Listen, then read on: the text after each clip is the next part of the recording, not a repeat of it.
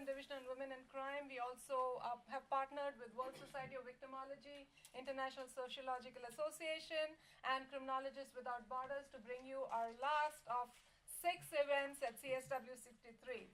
So very excited to report about that. This event is Access to Justice for Women and Girls, the role of women in law enforcement and peacekeeping. And on panel, we have a range of speakers, both from the practitioner and the research perspectives. And we will begin our panel with the topic Policing and Prosecuting Sexual Assault, Research Findings and Policy Recommendations by Dr. Cassia Spohn.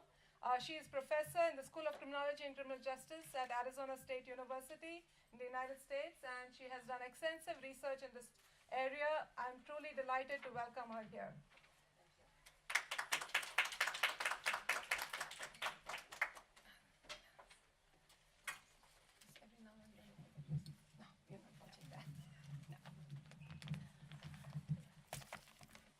So I'm going to do it the old-fashioned way and just talk to you.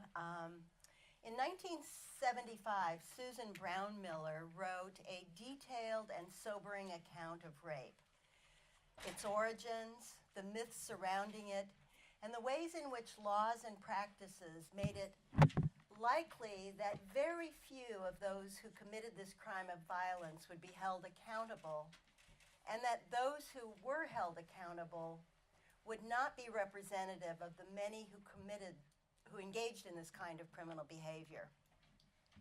12 years later, Susan Estrich, a law professor and the author of Real Rape, reached a similar conclusion. She, like Brown Miller and others, argued that not all rapes were treated equally, and that the response of the criminal justice system to this crime was predicated on myths and stereotypes, with the most serious dispositions reserved for the atypical aggravated stranger rapes. These feminist critics, and there were many others, argued that under the traditional rape laws that existed at that time, and this was the mid-1970s, it was often the victim who was placed on trial. It was often the victim rather than the accused who was punished. So criticisms such as these led to a rape reform movement that emerged in the 1970s and quickly became a key item on the feminist agenda in the United States and around the world. In the United States, the effort was led by women's groups, including the National Organization of Women's Task Force on Rape, that lobbied state legislatures to revise antiquated rape laws that too often place the blame for rape on the victim. They were actually joined in their efforts by law enforcement, crime control advocates, most notably police and prosecutors, who were alarmed by dramatic increases in reports of rape in the late 1960s and early 1970s, and who urged rape law reform as a means of encouraging more women to report the crime to the police, and more importantly, to cooperate with police and prosecutors in the investigation of the crime. Together, these two groups, or these two sets of groups, formed a powerful, though perhaps ill-matched coalition for change. And by the late 1980s, nearly all states in the United States and many jurisdictions throughout the world had enacted some type of rape reform legislation. The most common changes enacted were, first, replacing the single crime of rape with a series of gender-neutral offenses that were graded by the presence or absence of aggravating circumstances. Second, changing the consent defense by eliminating the requirement that the victim physically resist her attacker. Third, eliminating the requirement, which was a requirement for no crime other than rape, that the victim's testimony be corroborated. Fourth, eliminating the marital rape exemption, which precluded the prosecution of men who raped their wives. And then fifth, enacting rape shield laws that precluded the defense from introducing evidence of the victim's prior sexual history if the case proceeded to trial. Now, these statutory changes were designed to encourage more women to report the crime to the police and to enhance the likelihood of arrest and successful prosecution. However, research conducted over the past several decades reveals that these goals have not been achieved. In fact, the response of the criminal justice system, both in the United States and elsewhere, to the crime of sexual assault remains highly problematic. For example, the International Violence Against Women survey found that in all countries that were included in the survey, victimized women often kept the violence to themselves, reporting the crime only when it was considered especially serious or life-threatening. There is also evidence that victims who do report the incident to the police are often met with skepticism on the part of law enforcement and prosecutors.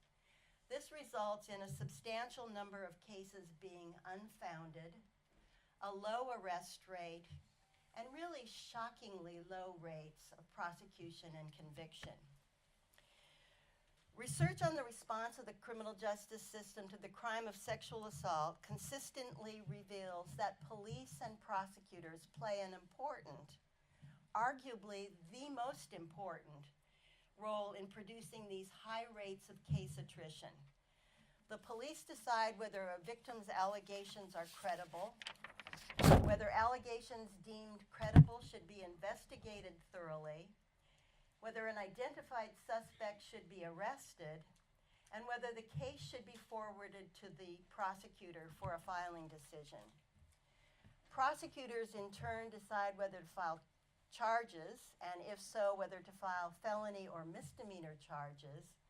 And they also decide whether to engage in plea negotiations as the case moves towards trial. As the gatekeepers of the criminal justice system, police and prosecutors determine which sexual assault victims might eventually receive their day in court.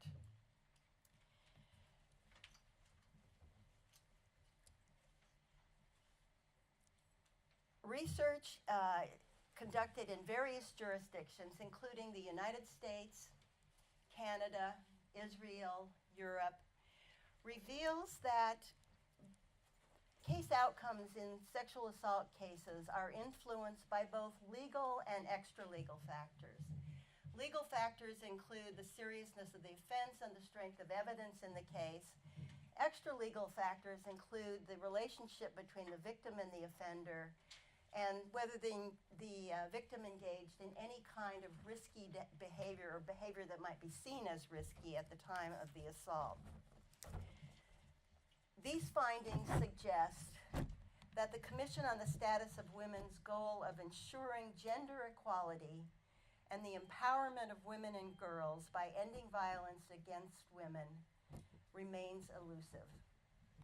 Compelling evidence of this surfaced in a study of policing and prosecuting sexual assault that my colleague Kate Tellis and I conducted in Los Angeles. For this study, we obtained data on the outcomes of every sexual assault reported to the Los Angeles Police Department and the Los Angeles County Sheriff's Department from 2005 to 2009. Consistent with prior research, the primary conclusion of our study was that there was substantial case attrition in these sexual assault cases. For example, from 2005 to 2009, there were 5,031 reports of rape to the Los Angeles Police Department, which is one of the largest police departments in the United States. Of these cases, only 11.7% resulted in the arrest of the suspect. In other words, almost 90% of these cases did not even result in the arrest of the suspect. Only 9.7% resulted in the filing of charges. Only 7.8% resulted in a conviction. So, and we found similar rates of case attrition when we looked at the data from the Sheriff's Department. Our analysis also revealed that decision-making in sexual assault cases was affected by stereotypes of real rapes and genuine victims, and by pervasive myths surrounding rape and its victims. Many of the detectives we interviewed had very cynical attitudes toward rape and rape victims, and implied that they used the term righteous victim to refer to victim who deserved protection under the law, and implied that many of the victims they saw were not, in fact, righteous victims. One detective stated, "Most of the rapes I see are party rapes." And another said, "Well, you know, we see a lot of self-victimization in these cases." And when I said, "Well, what do you mean by that?" he said, "Well, you know, girls who go to clubs drink too much and make bad choices." So these were rather pervasive attitudes on the part of the detectives who were investigating these crimes. And so it's not really surprising that only 11.7% of these cases resulted in the arrest of the suspect. So what does this tell us about the response of the criminal justice system to the crime of sexual assault and sexual assault victims? It has been more than 4 decades since Susan Brown Miller wrote her scathing report of men, women, and rape, and more than 3 decades since Susan Estridge argued that only aggravated stranger rapes are taken seriously by the criminal justice system. It has been almost 4 decades since most jurisdictions in the United States and around the world enacted some form of rape reform legislation. Sadly, it seems that the more things change, the more they stay the same.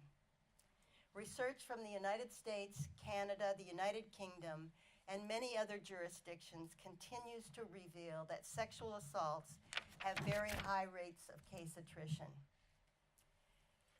As evidence of this, consider that in the second decade of the 21st century, we are still talking about the inadequate response of the criminal justice system to the crime of sexual assault. Sexual assault within the context of intimate relationships, sexual assault on college campuses in the context of the military, and sexual assault in the context of international conflict are all once again on the public and political agenda. The question, of course, is why the response of the criminal justice system has not improved, at least not by much, in the past half century. Why, in 2019, are we still talking about legitimate rapes and righteous victims? And my time is up, so I'll end there.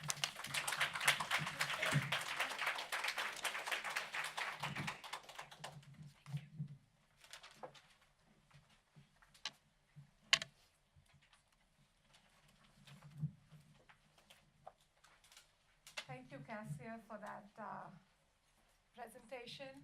I was fascinated when I first came across her research about sexual assault victims and the reports. And since then, I have kind of wanted her to, speak about it at a forum, and I'm so happy she's here today, and she accepted our invitation. I did forget to do some housekeeping at the start, but it's never too late. So please silence your phones. Please do not sit on tables or floors. Please wait until the end of the sessions to ask questions. Small note cards are being passed around. And please write your question on the note card with your email at the back, so that if we're not able to address your question at the moment, we'll surely try to get a response back to you. And, well, I did not follow the last one about consuming food. I was hungry. I did eat here, so sorry, but you're not supposed to. And so now we have the topic that we have role and scope of women police in cybercrime and cyber victimization. It's a very interesting and unique presentation. We have Dr. Prit, Kaur, Associate Professor of Criminal Justice, Department of Criminal Justice in the Auburn University at Montgomery, USA, who will be who's speaking about it. To move forward, you can just use that. Okay, not 5. Whatever works for you. I need a little help with always. Can you go to the first one? Okay, yes. Just that. Okay. Thank you, everybody. Thank you for coming. Thank you, Sheetal, for involving me. I'm presenting this in the first time. If you'll see my hand shivering, don't worry, just excuse me for that. And, why it is skipping to the first one? Okay. Just this. Let me start. I have started with a very exciting picture related to my topic, scope and role of women police in cyber policing, in cybercrime and cyber victimization. And I have picked this picture intentionally, telling that woman's mind is fully equipped to deal with any kind of situation in the cyber society. I have experience of working in the law enforcement in India for 9 years, and I know that they always think like woman is not really fully trained or confident to work in law enforcement. So I have started with this particular picture.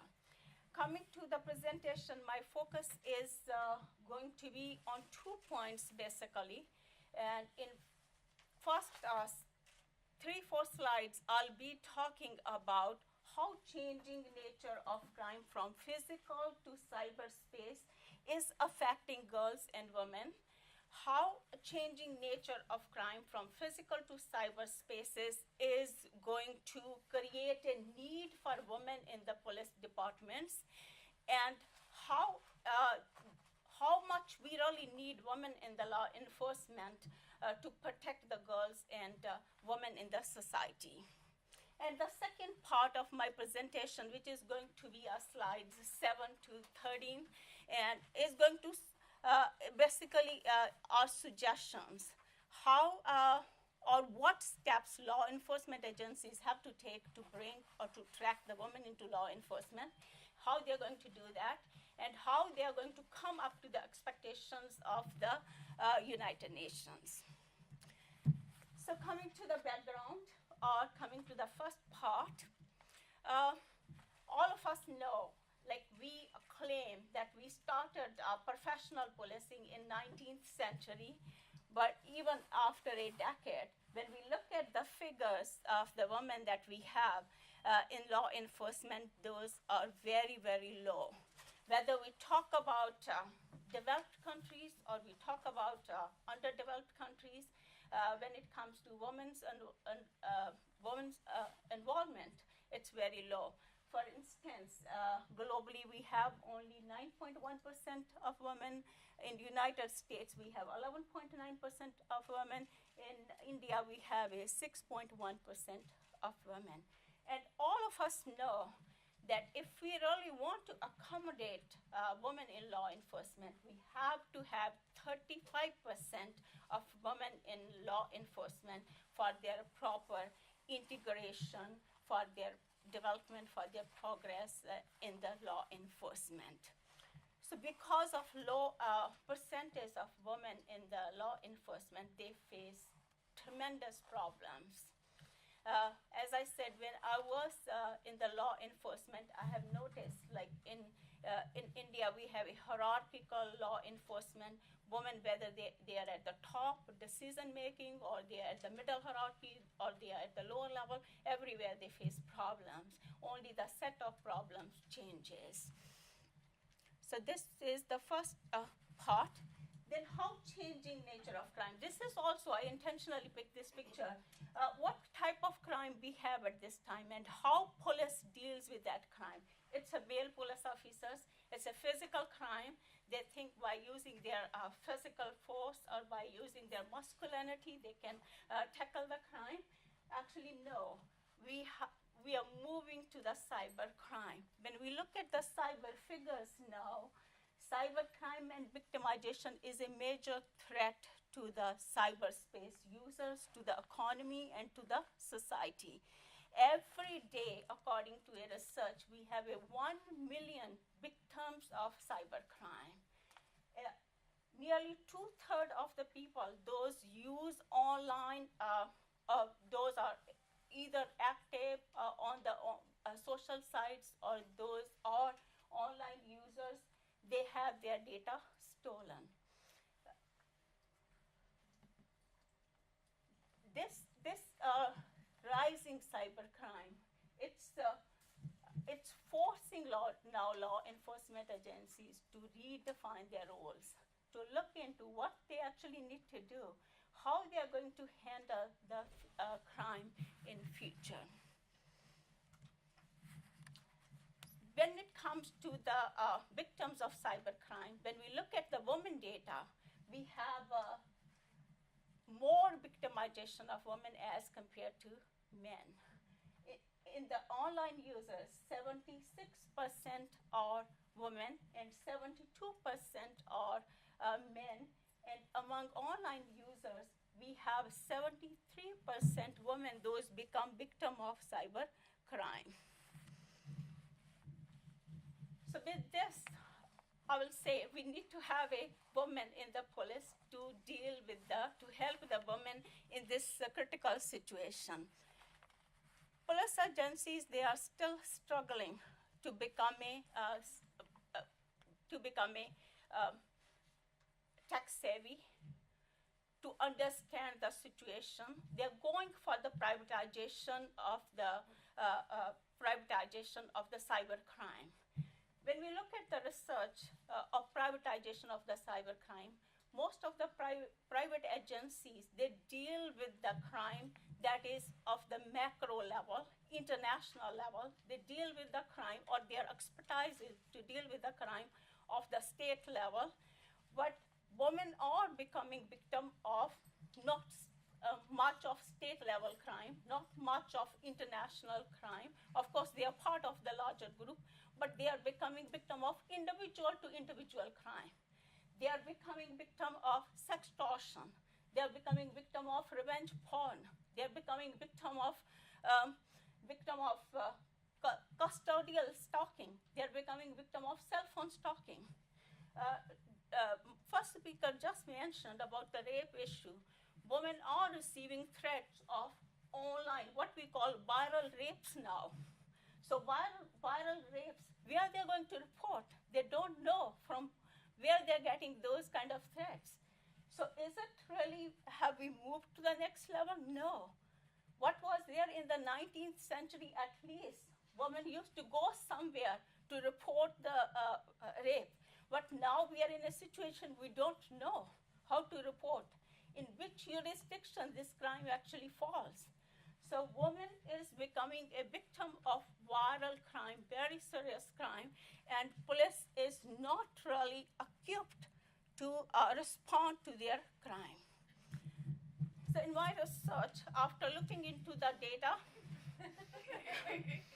my presentation is going to be very exciting. So they have been telling us, you are not ready. We are not going to, we cannot accept you. We cannot take you in because you're not masculine. You're not really ready to deal with the physical crime.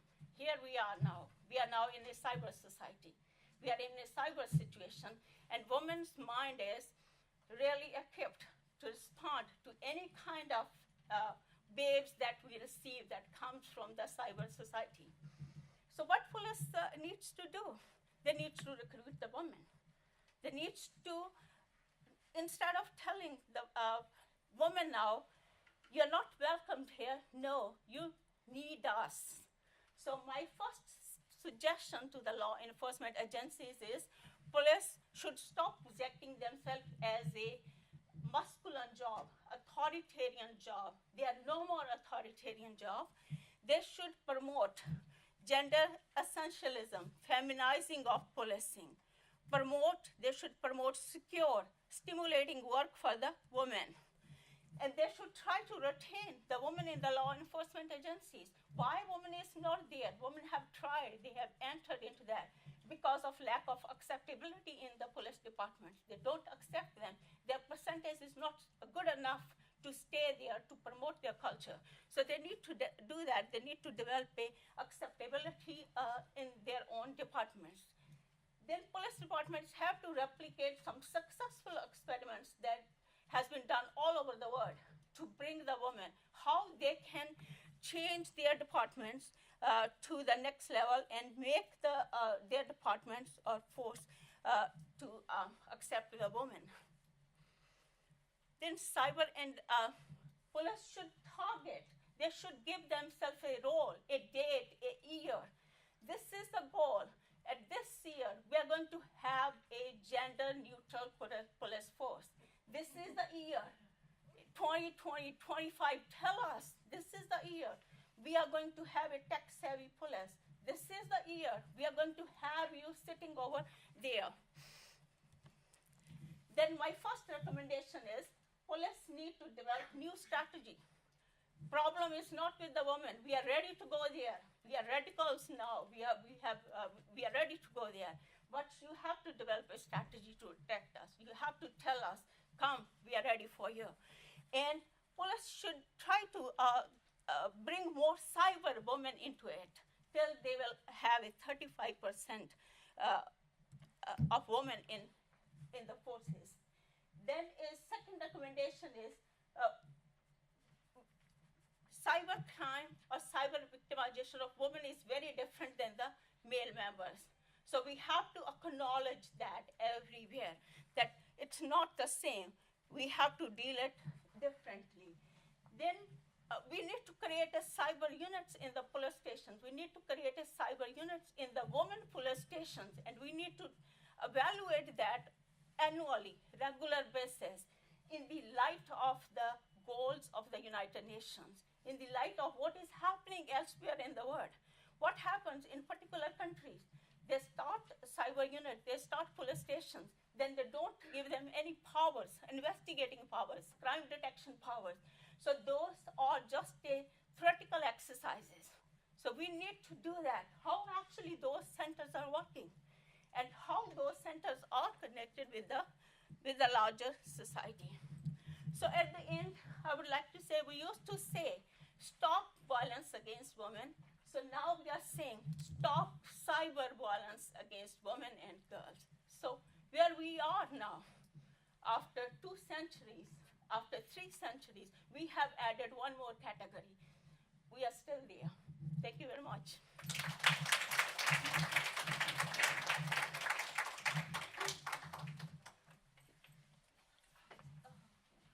Thank you, Dr. Prit, Kaur, for that very unique view into what policing and the future of policing should look like. We now have the topic of this presentation is why gender equality in policing is so important in increasing women's access to justice, a personal reflection. I think it ties in really well with what Prit just spoke. Dr. Jackie Sebire is Assistant Chief Constable of Bedfordshire Police, Kempston, UK. Thank you so much, Jackie, for coming all the way from UK to accepting our invitation. I'll just set up the slides so you're not...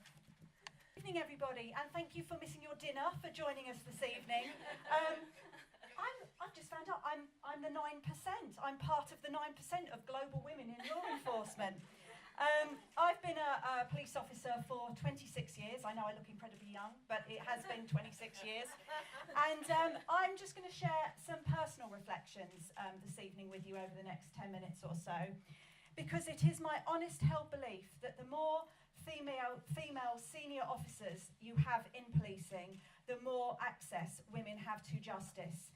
And I'm going to share my journey with you that actually just shows that. But this is not about male bashing at all. I have worked with some incredible men and some very mediocre women. So what this is all about is actually the autocratic, all-white male leadership model is not fit for purpose anymore. And what you do need is a very diverse leadership team, and that has to include women in it. So I'm going to run through some general stats. I will share some of my journey, and I'm going to make some recommendations as well. So this I love this slide so much because we're in a year that we're celebrating 100 years of women in policing in the Metropolitan Police Force, which is the biggest police force in the UK. Bedfordshire is one of the smallest, which is just above it. When I first joined policing, you were looking after prostitutes, children, that sort of thing. That's what you did. Heaven forbid you wanted to be a detective or anything else like that. And I love this slide so much because these are three women who are complete role models to me and have been throughout my career. So on the sort of far, so that's going to be your far left, is Cressida Dick. She is the first female commissioner of the Metropolitan Police. In the middle is Lynn Owens. She is the director of the National Crime Agency. And next to her is Sarah Thornton. She is the lead for the National Police Chiefs Council. That is the three most senior officers in policing in the UK. How fantastic is that? Now that has been hard success. Those women have been through some incredible experiences, good and bad, and they are role models for all policing, and certainly for me. But they certainly have proved that you can crack the glass ceiling. So, whilst we know globally 9% of women are in law enforcement, in the UK, we're not doing too bad, actually. So, this goes to show that in the 1990s, we were at about 11%, and over time, we've increased and increased and increased. So, in 2017, which is our last sort of most reliable stats, we're at 29.1%, so we're nearly at your 35%. So, and I will talk about how we've made those progressions. When we look at women in senior positions, so again, we love hierarchy. Any law enforcement loves a hierarchy. The more stuff you get on your shoulder, the better. So you start off as a constable, and actually a third of our constables are female, which is fantastic. And then we have sergeants, inspectors, chief inspectors, so that's sort of like the middle rank. And again, we're at about a quarter. So we have got some attrition, but that would be life attrition anyway. I think you would get that in any job. And then when we look at chief officer, which is where I am, we've gone from 17% in 2012 to 27% in 2019. So nearly a third of the most senior police officers in the UK are female. And that makes an absolute difference, which I'll come on and explain. So my career basically, in the 26 years that I've been in, I spent the first 15 as a detective. I've run homicide teams, child abuse teams, rape teams. So that experience, I didn't want to be promoted. Why would I want to be promoted when actually I felt like I could be making a difference on the front line? But then you only have to have a really bad male supervisor to think, actually, you know what, I need to make a difference now. I need to get my voice heard. And I'll come back to how you get your voice heard later. So why is it so important to have a gender and a very, very diverse leadership team? And we know from psychology, from many studies across many sectors, having diverse leadership teams allow challenge. They stop groupthink. They allow really individuality. They offer support. And it's not just a one-size-fits-all. And why women are so important in policing is because we have an absolute recognition of some of the experiences we go through in society, the stalking, the harassment, the fear of being, of reporting of what will happen to you. And we bring that to the table in a way men can't. Now, that's not to say men do not get domestic abuse and they do not understand rape. Absolutely they do. I work with some fantastic male officers. But I think women bring a completely different perspective to law enforcement, especially when they've got power to be able to make some strategic decisions on where you're going to put resources, because that's what this comes down to at the end of the day. So, if we go to the next slide. So this is just some basic slides around actually female to male victimology. And actually, we all know that men suffer more as victims across all types of crimes than women. But women, obviously, as we know, suffer from those safeguarding crimes, or in the UK, the new word is vulnerability that we use. So that is your domestic abuse, your child sexual abuse, your modern day slavery. That's where we have more female victims than we have men. And that is why, and that is one of the reasons why I'm standing here today, to share my story, to explain what can we do to support those women's access to justice. So, Right, don't worry, you don't have to understand all this slide. I'm sure all of you have some sort of performance slides that you have to with yellow, red and green and all of that sort of stuff on it. So I went to Hackney, which was a borough in northwest London, very deprived community, very diverse, very violent, lots of gangs, serious organised crime, all of that sort of stuff. And I was one of the sort of middle rank, so I was running the domestic abuse teams, the robbery teams, all of that sort of street crime teams, that type of thing. And all white male leadership team. And I was the only woman, which has been always my career. Did you know I did not have a female line manager until I had 20 years service? How crazy is that? Anyway, so when I was at Hackney, with me, right? So Hackney, lots of street crime going on. This is how we prioritised our resources. So number one, burglary, criminal damage, robbery, theft from motor vehicle, theft of motor vehicle, violence. So all serious acquisitive crime. And I can remember talking to my borough commander at the time saying, why are we prioritising all of our resources to these street crimes? Now, don't get me wrong, being a victim of burglary and robbery, of course, is a terrible, terrible situation. However, where is domestic abuse? Where is child abuse? Where are the crimes that actually are causing the most serious, right, that's what I'm talking, when I talk about that. Wait a slide, hang on, it's coming. Stand by.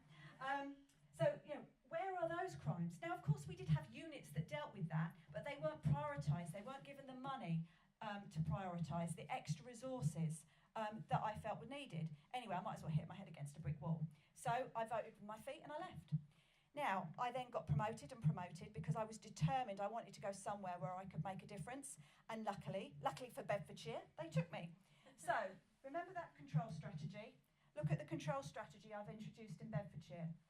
Look at number one, exploitation of children and adults, rape and domestic abuse, terrorism, violent extremism, serious organised crime, gangs and domestic burglary down at the bottom.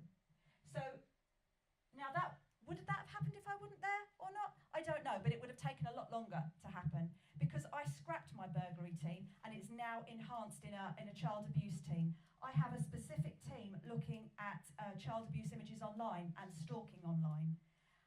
We have enlarged domestic abuse teams. So I've flipped it on its head. So whilst we will still deal with robbery and burglary, my priority, my resources and my money go into those crimes. So it just goes to show you can actually make a difference when you're in those leadership positions. And the other interesting thing, when I was at Hackney, a call would come out for a burglary. And this shows you how a woman thinks. A call would come out for a burglary and you'd hear everyone responding. Yeah, 2-2, we're going to respond. And everyone would be responding really quickly. Domestic caller come out, female being attacked by a male. Can someone respond, a female be attacked by a male? Nothing. You'd get nothing. And I started measuring these. So it just goes to show you, I started measuring these numbers. So you then get an evidence base about how important it is to use technology into actually how you're supporting your control strategy. And that's not the only thing we've done. And like I said, whether these would happen or not, I don't know. We're now one of the first forces that are discussing whether misogyny should be a hate crime. Can you imagine that happening 10 years ago? We're doing sexual harassment surveys in force to look at what is happening to our own officers and staff in terms of sexual harassment. I was the first force to mandate the use of body-worn video to officers' body-worn video to going to all domestic calls. So that helps with victimless prosecution for us. And what did smile when with Cassia's presentation, if I had a detective that talked about righteous victims, they'd be in my office so fast they wouldn't know what had hit them. So it's about challenging mindsets as well, because it happens, it still happens now, but actually it's about challenging detectives that have those mindsets. So what stops women getting into law enforcement? Because I love my job, but it's really, really hard because suddenly you're exposed in a public space. I have been stalked. You get, these are some of my female colleagues that get horrendous abuse on Twitter.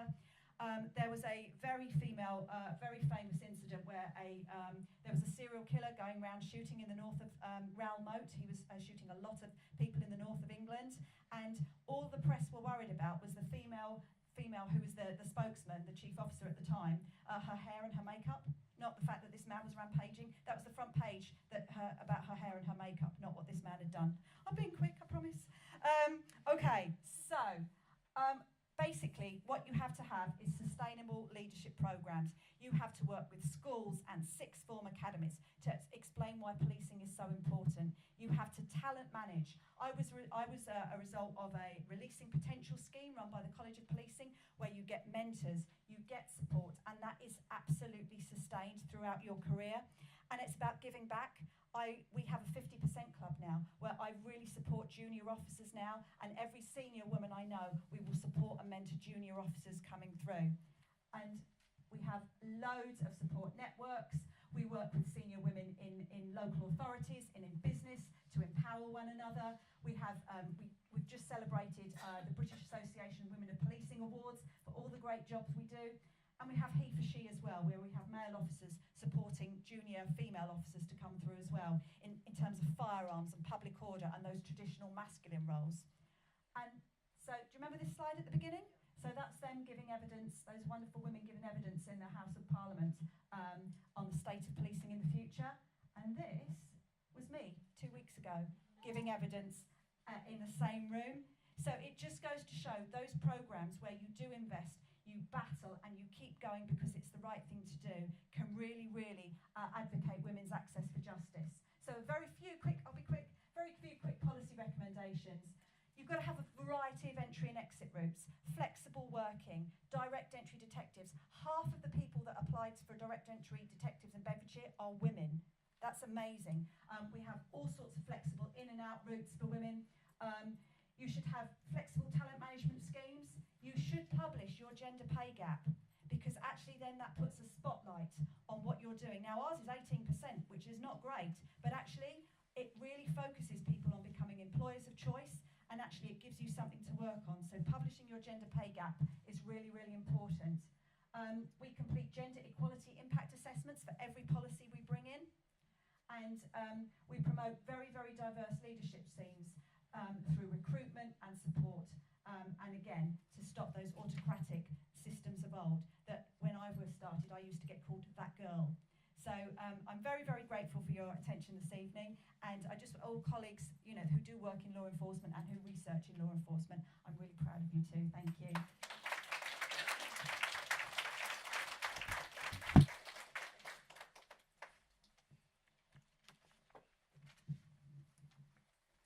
Well, if DNA science had advanced, wouldn't we want to replicate her DNA around the world?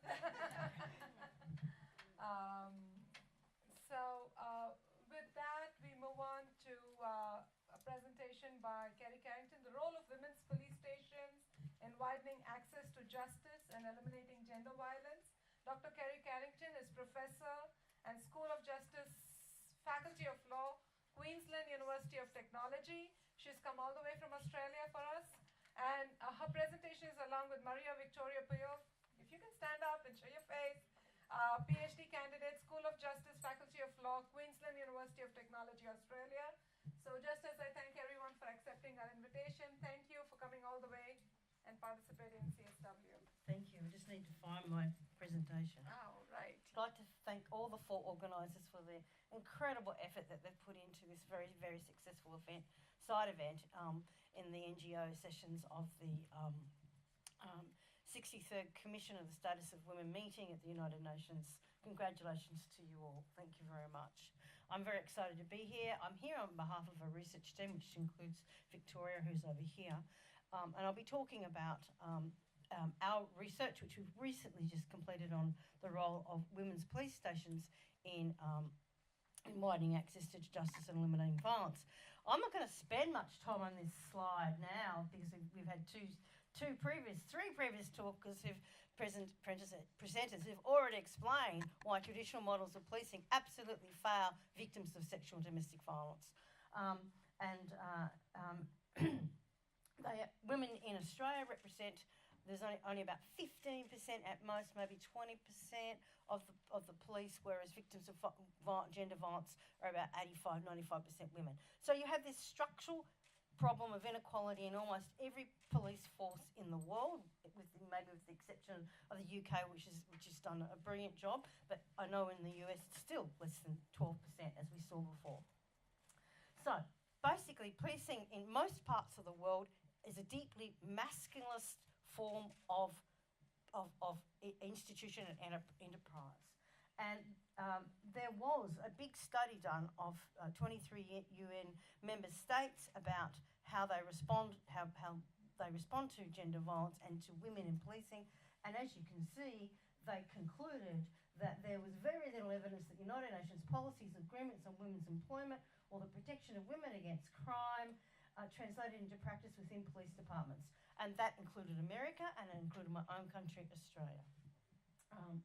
And there's all the reasons why, you know, and we've had the first and second speakers, third speakers explain how the traditional models of policing, when victims of gender violence are mostly female, are met by mostly male and highly prejudiced, misogynist police officers, are not taken seriously, are victimised, and are seen as wasting police time because it's not their priority, as we saw in the case earlier before.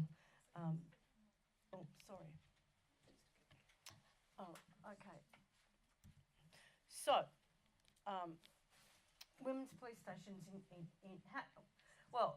how many people know that Argentina and Brazil have had women's police stations for over 30 years?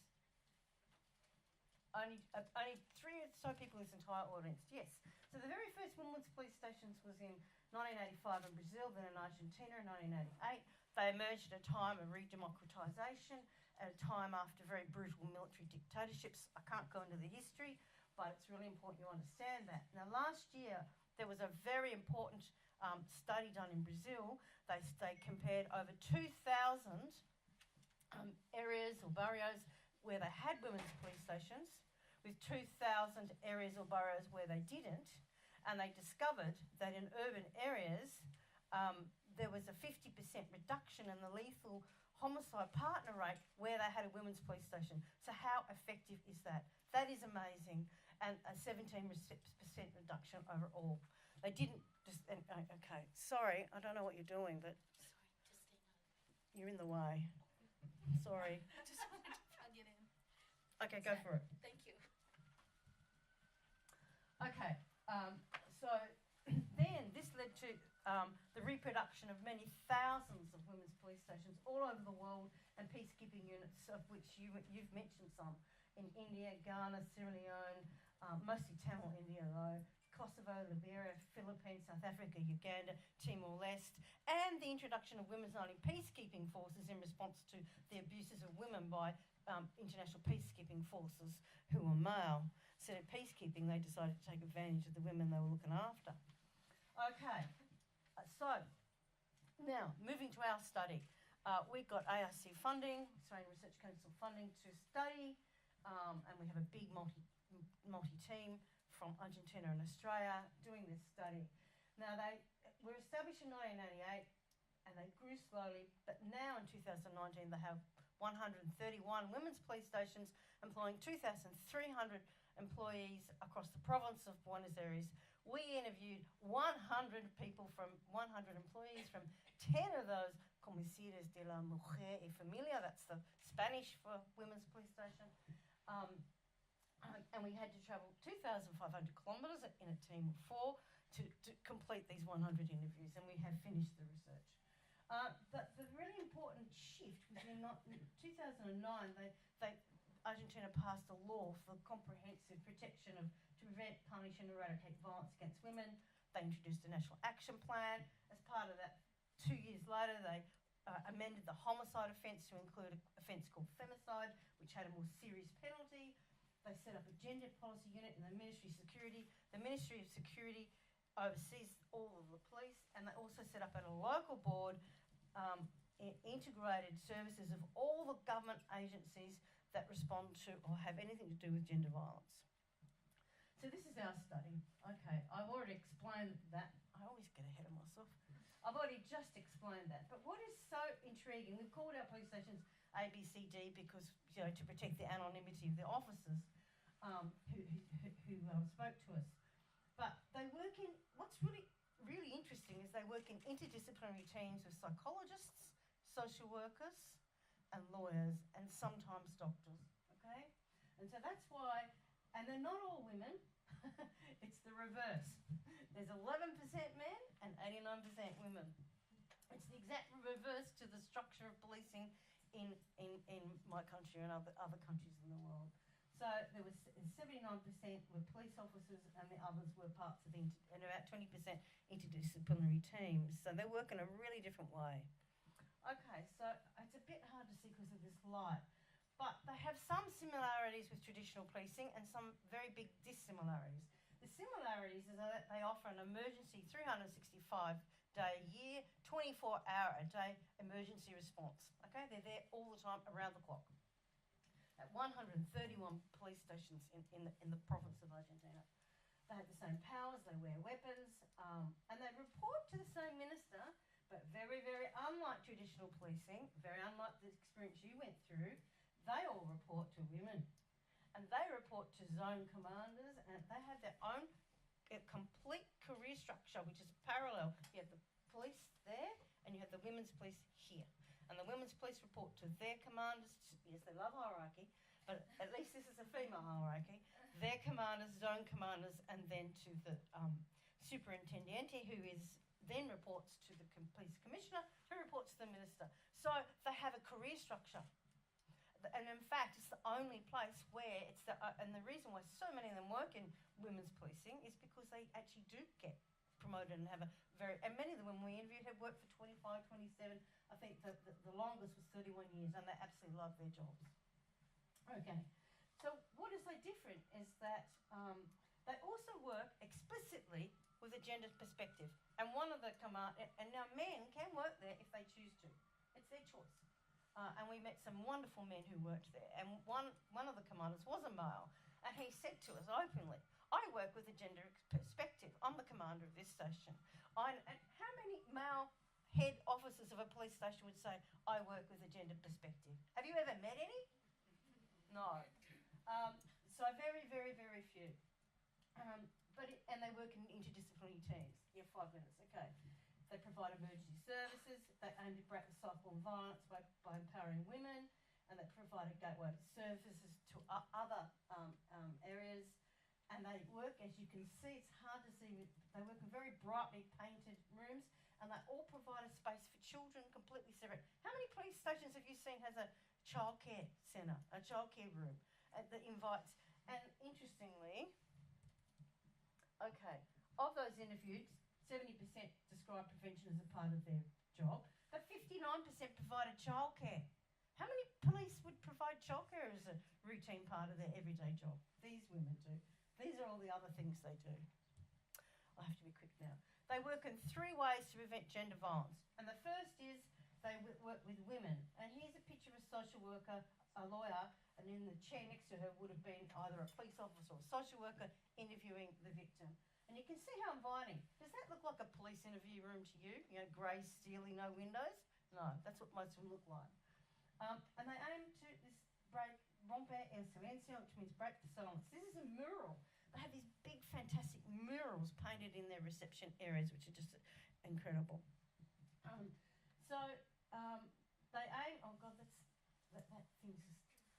Sorry, can you just move that a little bit? They aim to denaturalise domestic violence, and I won't go through all. I'm not going to read any of the quotes there, but it's really important. And what they do is they work with women to prevent re-victimisation, to reduce femicide. Okay, what else do? They work with local boards from government who work with women in an integrated way. But they also work with religious institutions and agencies, women's groups, schools, neighbourhoods, hospitals, and all the things you said that they should be doing, they are doing it. Okay, so they work with organisations as well.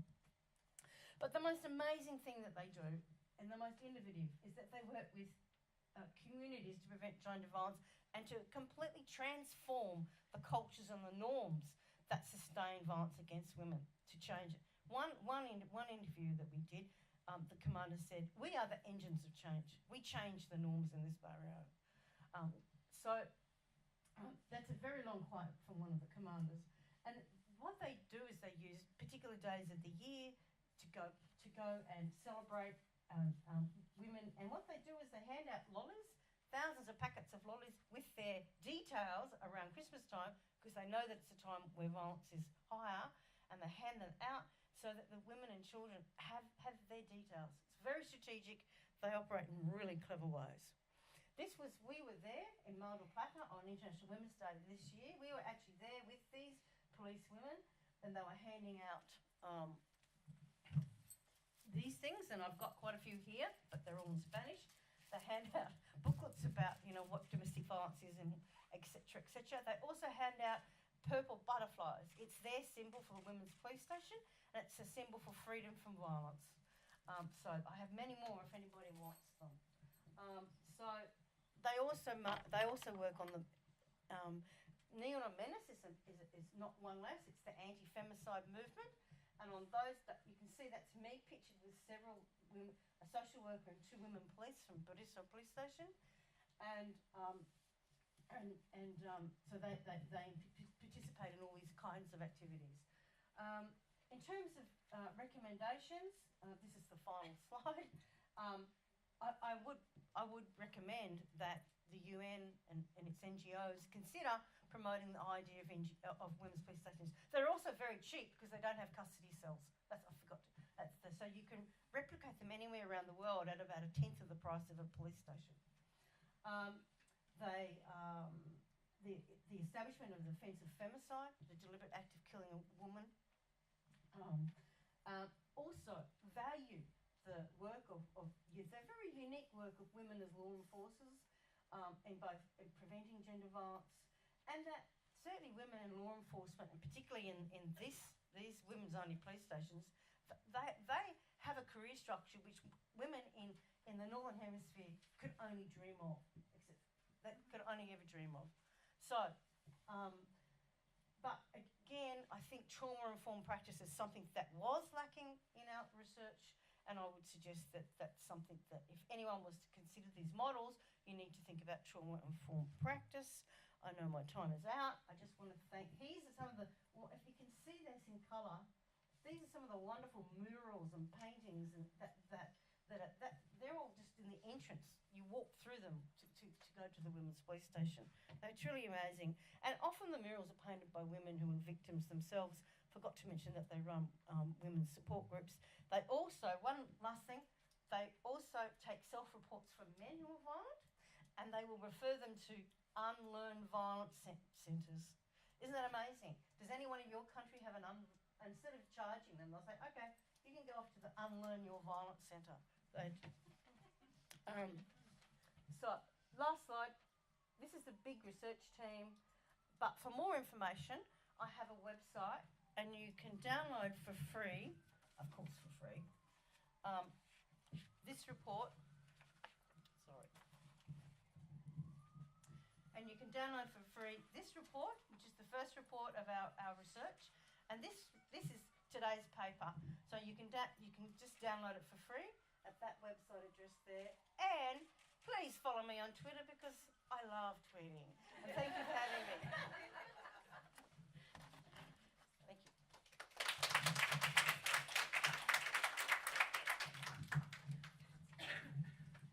Thank you, Kerry, for that fun presentation, I would say, wasn't it? I mean, it's so exciting to see something that we want already existing in some other part of the world, and that research is being conducted, and that we have a model that we can replicate. So now we have, the topic is inclusive peace building and women mediators. Dr. Jean-Marie Fritz, Professor, University of Cincinnati, Distinguished Visiting Professor, University of South Florida, Distinguished Visiting Professor, University of Johannesburg, South Africa. She will speak about inclusive peace building and women mediators. Thank you. Thank you. Thank you. I am going to stick to the handout. So, And the interesting thing, if I can do that and read it and hold a microphone at the same time. I represent the International Sociological Association. We're very pleased to be able to be part of this event this evening. And in truth, it'll be a little different. What you've been hearing up to now is law enforcement and peacekeeping, and we're making a transition here. I'm a mediator, and so this is an unabashed endorsement of mediation. And the whole object here is for you to like mediators at the end of this presentation, okay? All right, so now I've got the main point out there. If you look at the beginning, this is about inclusive peace building. And first of all, those of you who are used to the language peacemaking, peace building, wonder what the inclusive is all about. You know, people pay no attention to it. Every definition has inclusive in it somewhere, but nobody pays attention. So I'm looking forward to the year when I won't be using inclusive anymore before these words, but up to now I'm using inclusive so that anybody knows that that's part and parcel of it. It's in two places, the definition, but it's also in the term. I've learned that from economists. Economists always wanted to call something. Sociologists just critique it. So I've learned to call things. So it's inclusive peace building. And if you look in there, it talks about it's not just peace, but it's about a just peace. And that's, you know, you never can have that word peace without the just part. And maybe we disagree about what that justice part is, but that's the aim of it. And all these presentations this evening are about that. But it's true, I'm working in the way of a little different because I'm going to focus on mediation rather than the law enforcement part. If you go down to inclusive peacemaking at the bottom of the first page, it says the term in bold. The term peacemaking usually seems to be used in relation to conflicts, large, violent, systemic. But also it can be something that's quite small, a dispute between two people. And the interesting thing about this is there are a lot of ways to go about doing something about a conflict or a dispute. If you go over to the second page, top first indentation, first paragraph on the second page that's indented, it says, some of the approaches used in official peacemaking are well known. Third-party mediation, official and unofficial diplomacy, negotiation or bargaining. But others, problem-solving workshops, citizen diplomacy, economic incentives, mediation training, conflict transformation, education, attention-getting activities, informal peacemaking are less well-known terms. So there are a lot of things when you're talking about doing peacemaking. Only one of those is mediation. And I want you to leave this evening with knowing what mediation is. Something really strange happened to this lovely little term as it made its way through the world. If you have a barking dog issue in your neighborhood and you go to mediation, you get it. You and the neighbor are coming together. Somebody there is going to try to help you discuss this, and the two of you are going to come up with some decision about what you're going to do. And there can be rules that are involved in doing this, but you understood that idea. How did this term ever get used in a political sense where somebody could pick their best friend or somebody that's part of their job to run something that they're calling a mediation, which is not neutral, is not particularly interested in what the parties want, and maybe somebody's agenda there that entered the room that you don't even know anything about. And all the parties that are involved are not there. So what I want is a fair definition of mediation and to know when we talk about women as mediators, what we're talking about. So if you look here with this definition of mediation, and I always try to pick all the words that are good words to put with anything you do, right? Okay. Mediation is rights-based, humanistic, and creative. Doesn't that all sound wonderful? Rights-based, humanistic, creative. Rights-based, we need to say that all the time because everybody's involved and everybody's rights need to be there. Humanistic, I always felt sorry for that word. It's so popular at one point and then it kind of went away, so, why not bring it back? And also a broad definition of it so that the environment is part of something that human beings care about too. Humanistic is just not about people, but other animals and the environment. So all of that should be part of it. If you think about it with environmental mediation, for instance, it isn't just about the two people who are talking about what somebody did to the land and what would be fair for those people. It's all the people that are going to follow after that. Who's representing them? Mediation process needs to take that into account. Creative is there because a lot of times when people think mediation will be put in place, that they're going to use the same approach that they used the last time. And it's never like that. Parties, whatever they are, individuals, organizations, countries, some mixture of it, people that aren't represented, all of those people have to be handled and involved in ways that you might never have thought about. For instance, some of those organizations or individuals might not have the same amount of information as others. What kind of process can you put in place to mediate if you're not working with information that's available to everybody and giving everybody the chance to understand that to be part of this, we have to be educated to be able to have that discussion. So it's a creative process as well. And it says here, which must make it true because it's written, in which one or more impartial individuals helps parties, disputants, with their consent, discuss an issue or issues that concern one or more of them. And then there's a discussion of that. Maybe down to the very last couple of sentences under mediation. Unfortunately not in bold for those who have trouble finding things, but it's the second paragraph under mediation, second sentence.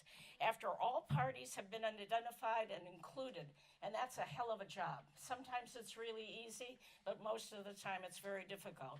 Even when I do a special education mediation for a high school student, think about it. You got all the people that are on the playground, you got all those different teachers that are involved, and you got a lot of administrators, and you might only have one or two parents left, and you've got like the world against you. Does this sound like you, something that's going to be a just decision coming out of something? None of this is easy. So the mediation process is usually flexibly structured, which means there is a kind of project that you can put through in general, but every time it's got to be adjusted to number of parties, how you want to do things, and you're constantly revisiting, is this process working or do we need to make some changes? Can be free-flowing or more controlled, and if the outcome is an agreement, it'll be shaped by the parties and satisfactory to them. Let's get down to women mediators. We're here at the CSW, we're talking about women and girls. So what's the relationship between mediation and women who are involved in it? It's like everything else. Go to that bold sentence. A very low number of women are involved in international mediation efforts. Recent studies show that 2 or 2.5% of the women were mediators of these big conflict areas. 5% witnesses, 8 or 9% negotiators representing different sides. Also, a study by UN Women showed only 12 of 585 peace agreements made reference to women's needs. Well, this sounds awful, but it's worse than that, because a lot of those people may have been appointed mediators, but they're not mediators. We're using the term, but it's not the correct term. So the percentage is even going to be much lower of women mediators.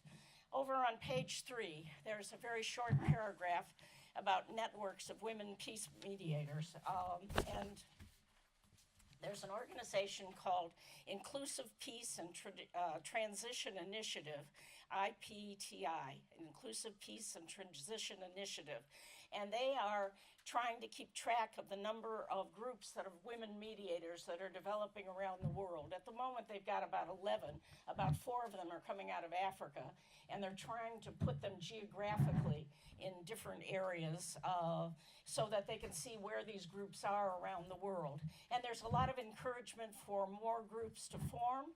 And what are they going to be doing? Well, one thing is the idea is to put lists of mediators together and to work with governments and to see that things are transparent when people are appointed mediators, and to come up with criteria for who are going to be the mediators. So this could be very useful. And the reason is, if you go to that next paragraph, increasing the number of professional women mediators, you get a lot of advice about what mediators should do. And I just pulled out a couple here. Build robust political processes and not simply strike deals. I don't know a professional mediator who wants to just strike a deal. And resist drawing up hastily drafted and unrealistic agreements. Again, professional mediators don't do that. The reason we're talking about this is mediation is not the same at individual organizational levels as it is what's going on internationally. That has to change. Needs to be professional mediators, and women should be in there as equally as men, but with professional approaches. If you go down to the bottom, we have here some ideas about increasing the number of professional women mediators. First one, committed leadership. My God, everything you're ever in talks about that, doesn't it? And I've just put a process in place in Cincinnati, Ohio, and learned a lot about working with politicians and moving things forward. Every place is going to be different, and you've got to figure out what works. In some cases, it might be finding the spouse. Another place, it might be the neighbor. Another place, it might be historically the elementary school teacher. But you got to get to the people who make these decisions, and you have to figure out the process to make it work. If we go to number 2, women's regional networks have been formed. Durham University, there's a Durham Global Security Institute, and they had a meeting to talk about some of the things that need to be done. You can look that up on the internet if you're interested. Third thing, organizations of mediators, arbitrators, and facilitators need to speak up. I've been talking about this for years with people who lead the organizations of mediators. Mediators are such nice people, but they don't complain about something like, this isn't mediation, that would be a good thing. So it's not just women's mediators that need to speak up, so do the professional organizations of mediators. And maybe what's number 5 down here, legal rules and regulations need to specify quotas for women. We need to quit fooling around and talking about that this is a good thing. We need to specify exactly what we mean. What are the criteria that you need for mediators in general, and what are the quotas that you're going to have for groups that you want to see as part of mediation teams, and that includes the women. I'm out of time. Thank you very much.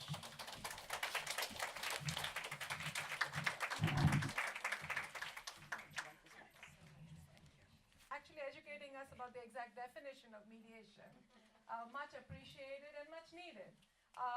That said, I'm going to tell you something about this room. I was in a presentation which concluded at 7:45, and the mic starts screaming loudly. Nobody's supposed to be in the room. Just FYI, don't freak out when that happens. But we will have to vacate the room, which leaves us exactly 15 minutes for questions. And I am happy to volunteer my vice chair to collect the questions. Oh, Sebastian's doing that at the end. Thank you. If you have questions, could you pass it down? You'll have to write it down on a piece of paper. And please make sure you write down your email at the back, so if you're not able to get to your question right away, we will email a response back to you. So I have 2 questions here, one for Dr. Kaur. But it's not really a question. She says, great job. I know you were nervous, but the info you shared was striking and important. Well, I was looking for a question. Dr. Fritz, several times during CSW, we have heard that peace talk negotiations which involve women result in a more durable and lasting peace. Can you say where this info comes from? If the number of women involved in peacemaking is so small, how is this possible? And I hope the mic follows me. I want to know who asked this question, you dirty bum. Okay.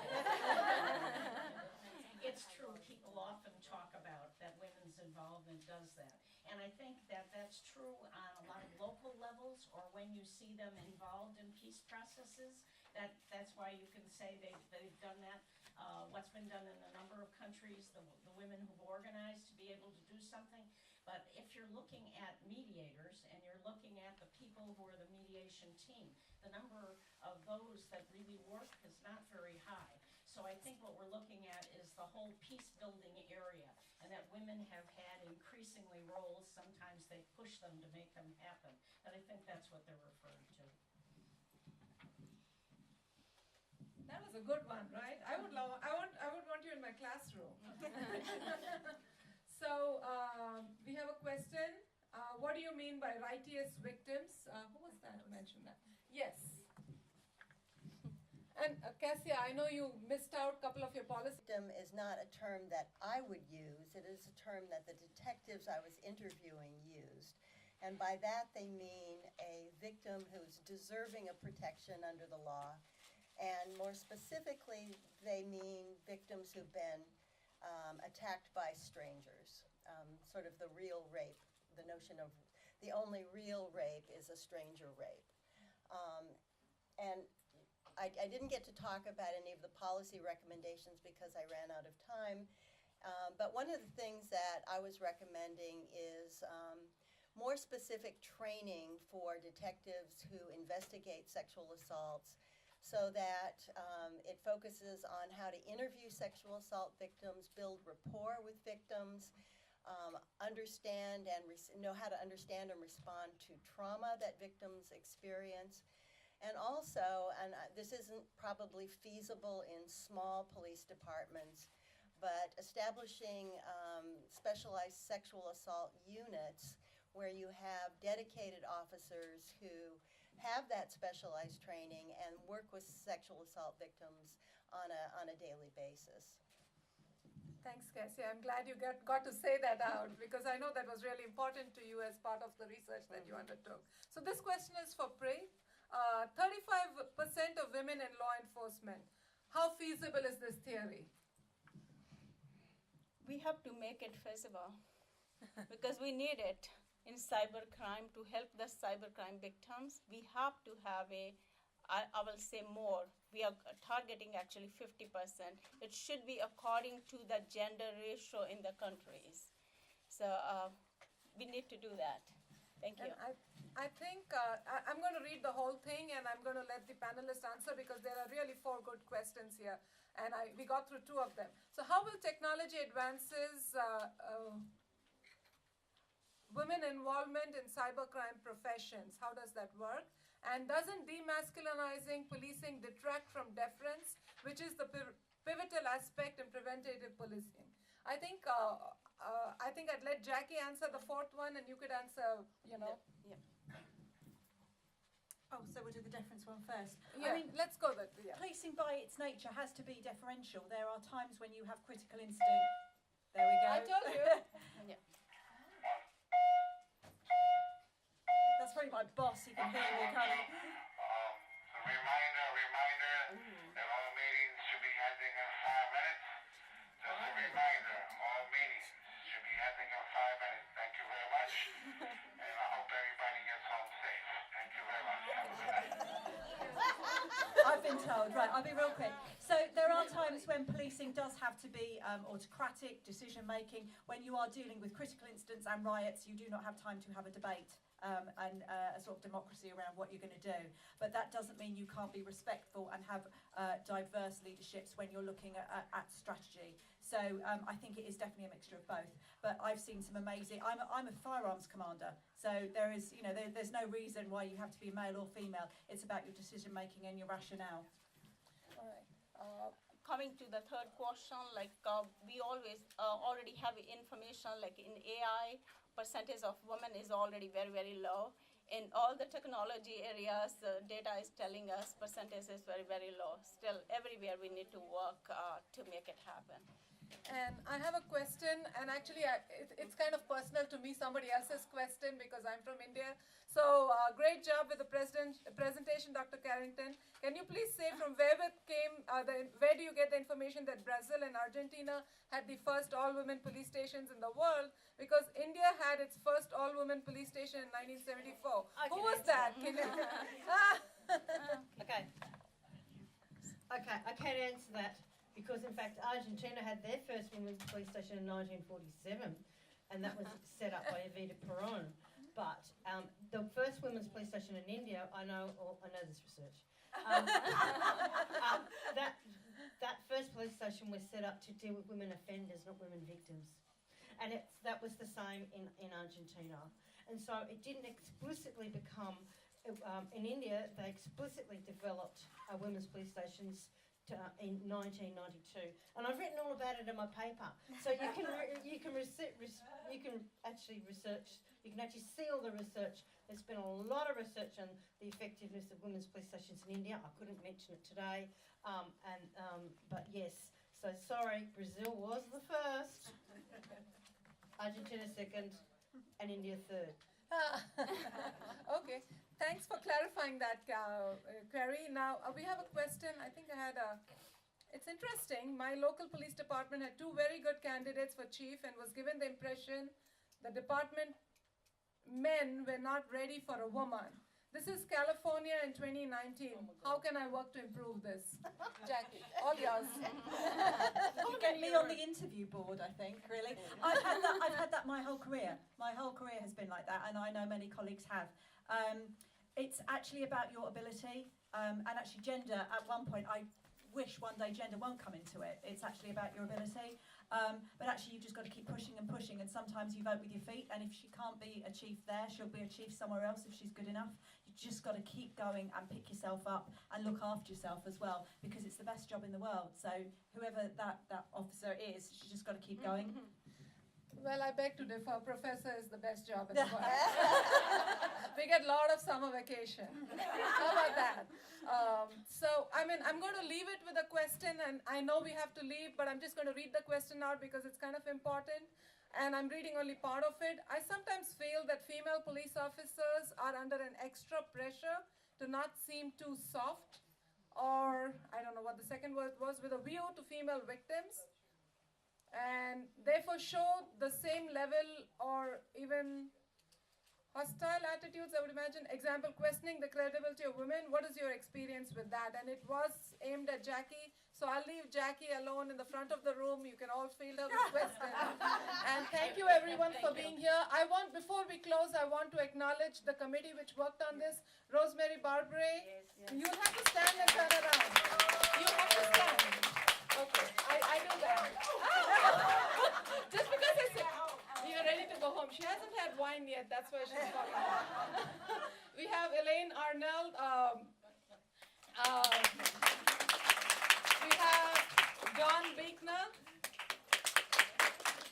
I mean, this was insane amount of work. It was crazy amount of work, but I couldn't have been happier with all that we've heard. I believe that the Division on Women and Crime, as well as ISA, WSV, really need to come out to these events and get their research out there to the general audience, as opposed to talking among ourselves within our societies. So it's a great fit with CSW. Hopefully we can do this every year, and thank you for being a wonderful audience. I did not imagine we would have a room full at this time of the night on the last day of CSW. Thank you.